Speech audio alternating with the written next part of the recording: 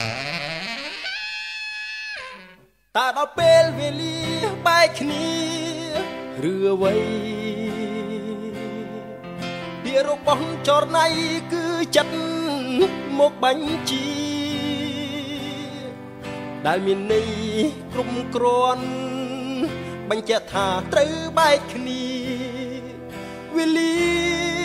ឈឺចាំក៏ត្រូវមកដល់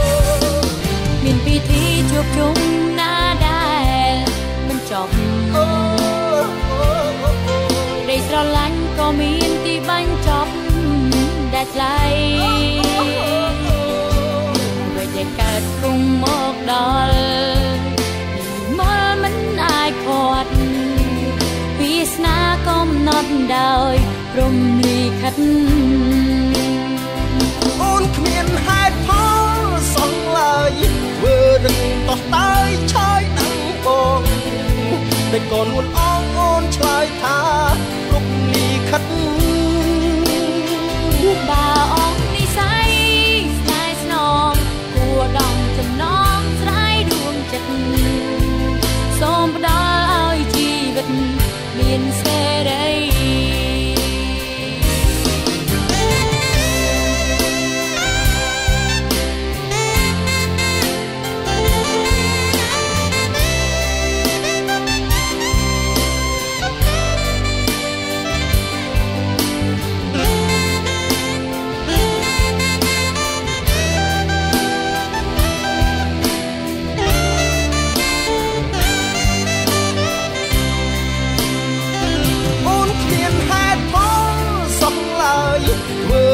តោះតើយឆើយដឹងបង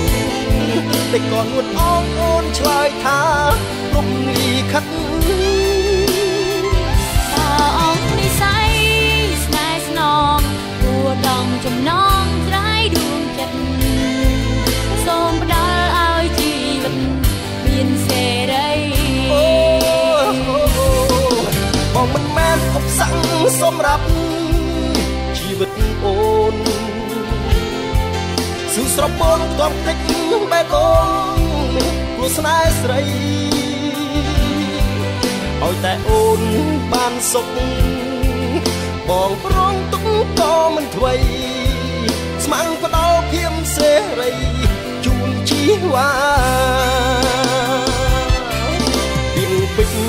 វមិត្តមកពីចិត្តបញ្ជីចាំងដោតអោរាបងឲ្យចុងឈៀត